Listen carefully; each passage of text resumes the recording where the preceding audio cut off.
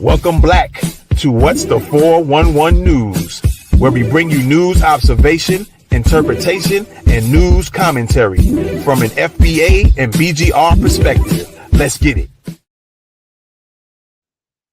What's good, everybody? Welcome back to What's the 411 News.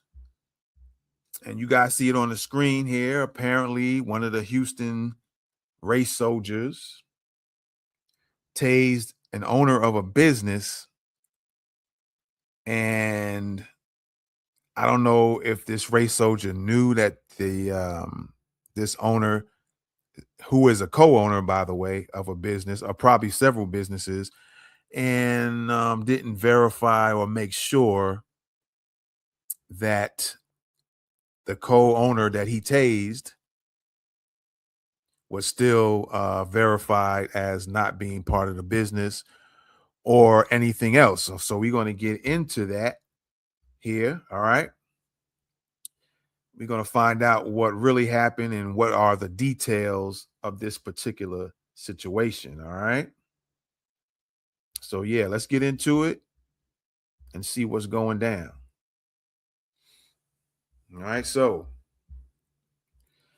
a video, which we will play the video here shortly, of a black man being tased or being tasered by a Texas police officer for trespassing outside of a store he co-founded is going viral. Marcus Bowser, co-founder of She's Happy Hair, he was live streaming on Monday, April the 13th at the business's Houston location when a police officer arrived on the scene.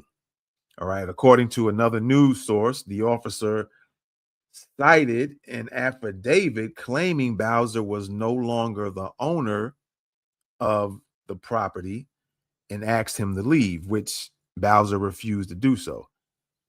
Bowser had reportedly called the police earlier after employees of the same business had blocked him from entering the store. The officer then tased Bowser and left him handcuffed in the back seat of the police vehicle for over an hour. All right. This is what Bowser is saying. He said he feels that he was wrongly tased. And in another interview, he discussed the video and the aftermath of that video, saying that he was glad it was live streamed and he's blessed that the officer didn't pull the gun didn't pull the gun out on him. That is what just taser this time, that it was just the taser that particular time, excuse me. So police have yet to present the aforementioned affidavit. Like I said, I'm going to be showing you in a video here where it was brought up about some type of affidavit or order or something saying that Bowser wasn't supposed to be there, but it was never presented. All right. So again, police have yet to present the aforementioned affidavit. The situation comes amid an ongoing legal battle between Bowser and fellow She's Happy Hair co-founder named Warren Broadnax, who filed a lawsuit against Bowser in November of 2024. Again, according to a news source. The lawsuit, which Broadnax amended in February, so that might mean February of this year, maybe, accuses Bowser of transferring $90,000 from the company funds to his personal bank account over 5 days in October of 2024. All right.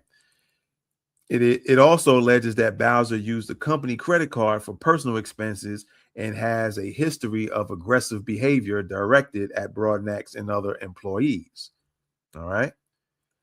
A judge placed a temporary restraining order on Bowser in December of 2025. All right.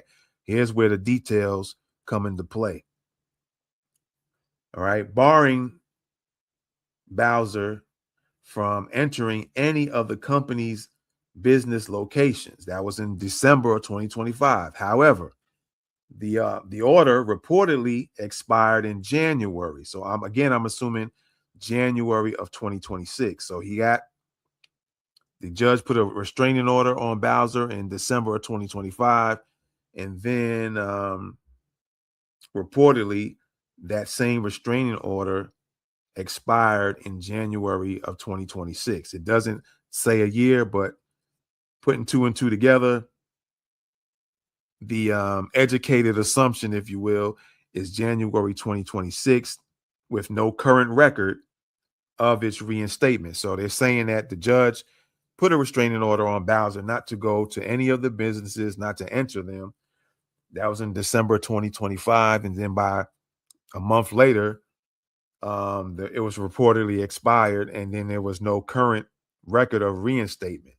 So it was said that maybe the judge didn't reinstate the restraining order, and or Broadnax may not have apparently went back to get a reinstatement for this restraining order. All right. So Bowser filed a counterclaim in February as well, denying the allegations and accusing Broadnax of the similar actions as far as taking money and putting it in his personal account and things like that. All right. So court filings by employees offer conflicting accounts of each owner's version of events.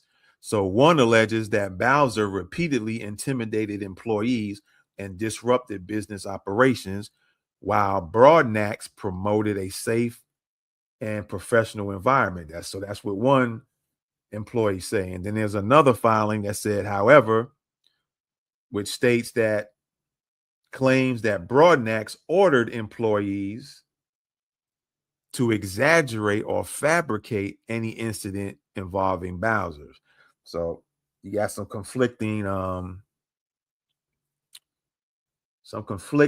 accounts between employees. All right.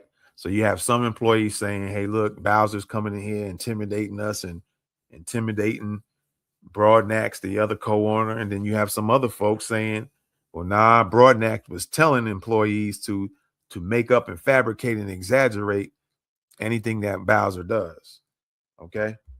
So that is that on that. So we're going to pull up now the video. Okay. And let's break this video down. Let's take a look. Sir, can I talk to you for a minute? Talk to me right here. I understand that you own one of these as well. No, it's not one of them. Right? No, it's not one of them. Talk to me. Huh? Talk to me. I'm listening. I'm asking you. You own one of these, but not this one. I own right? All of them. Yes. So they have a trespassing affidavit. I own this one too. Okay. He's saying you don't. I don't. I know what he's saying. I bought this store. Okay. I bought this store. How come you're not allowed to your own store? All right. So you see the Houston PD officer says that there was a trespassing order, right?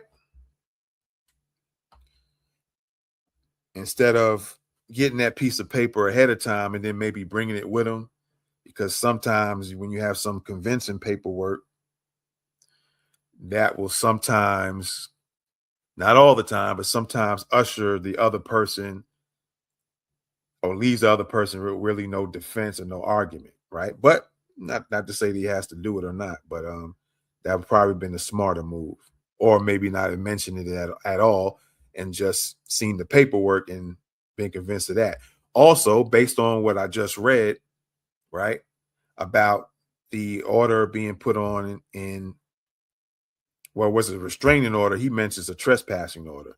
So what I read was the judge put a restraining order on Bowser in 2025, and then apparently it wasn't reinstated. So by January of the next year, there was apparently no record.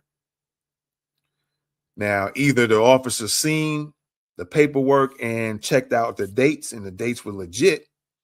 Maybe it was up to date, maybe not, but it's never mentioned in this video and wasn't mentioned in the article that I read.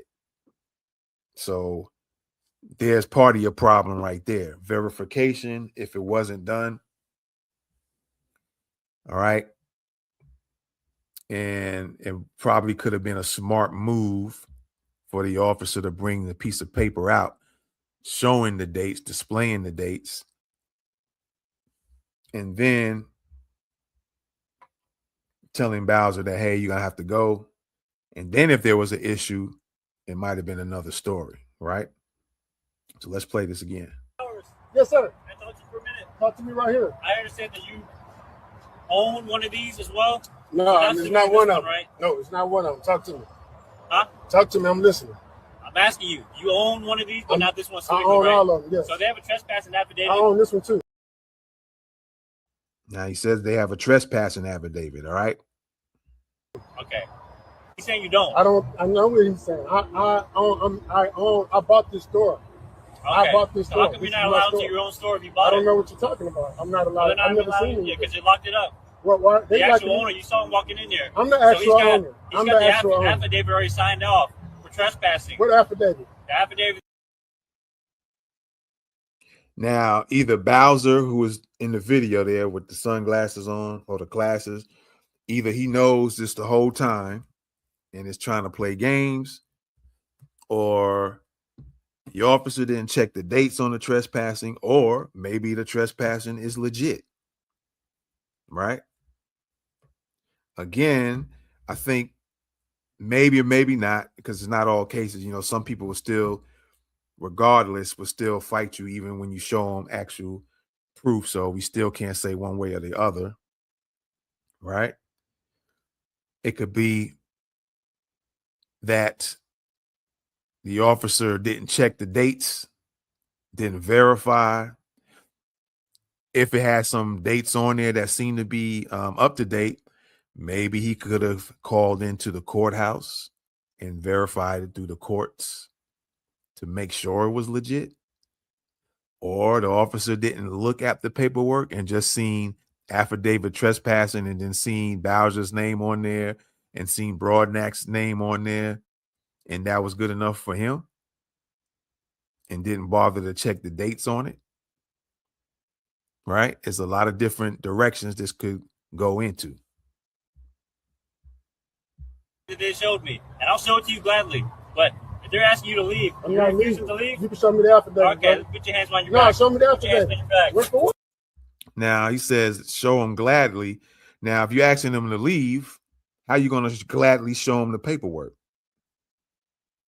Because once he leaves, you never get to see the paperwork. Right? So this is why I say, if you're going to tell something to somebody and then you don't do it, that's a problem. And then when the guy says, Bowser says, well, show me the paperwork. You shouldn't have told him he was going to show the paperwork from the beginning. You either say, hey, you got to go. I seen the paperwork. It's good enough. Hey, you're going to have to go.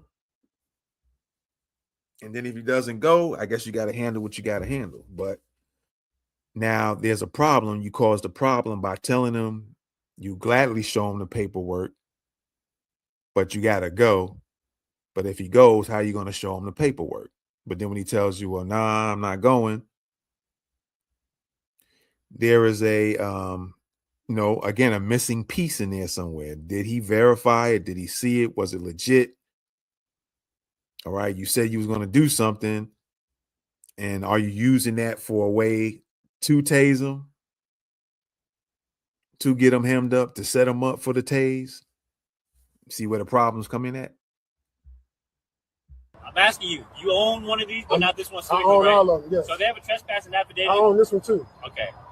He's saying you don't. I don't. I know what he's saying. I bought this store. Okay. I bought this store. How come you're not allowed to your own store if you bought it? I don't know what you're talking about. I'm not allowed. I've never seen it. Because you locked it up. What? The actual owner. You saw him walking in there. I'm the actual owner. He's got the affidavit already signed off for trespassing. What affidavit? The affidavit that they showed me. And I'll show it to you gladly. But if they're asking you to leave, I'm not refusing to leave. You can show me the affidavit. Okay, put your hands on your back. No, show me the affidavit. Put your hands on your back. What for what? Easy. Trespassing. Easy. Stand up for me. And the other part, I don't know what the Houston politics, meaning the Houston laws, are with trespassing. but he looks like he's across the street from the business. So is he really trespassing or not? Again, we're gonna have to look into Houston's criminal law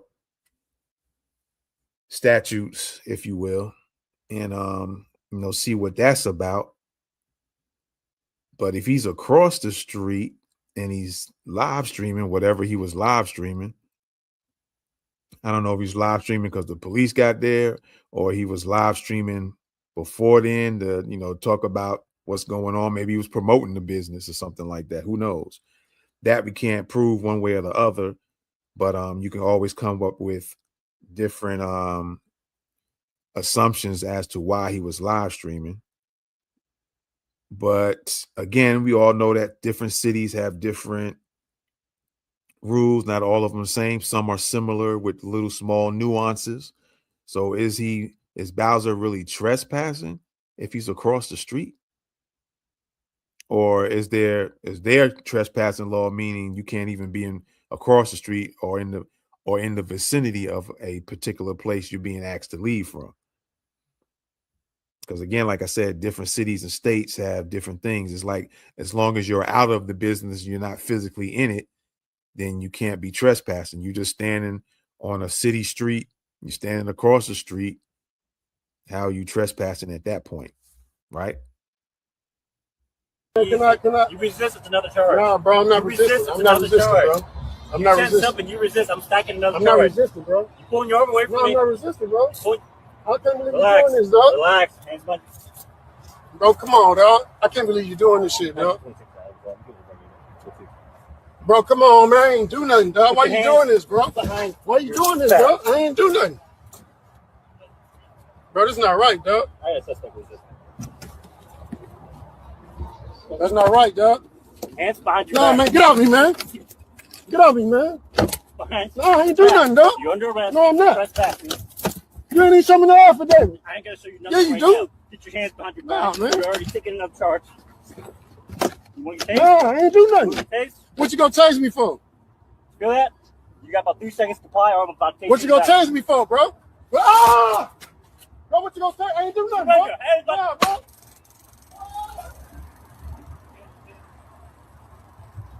Turn around. Put your hands behind your back. Put your hands behind your back. Now, behind your back. All right, ladies and gentlemen, y'all seen the video. I read the article to you. There seems to be some type of discrepancies going on between what I read through the article and what you're hearing or what you heard and saw on the video, right? Again, there's some assumptions in this video, and then there are some definites in the video, all right?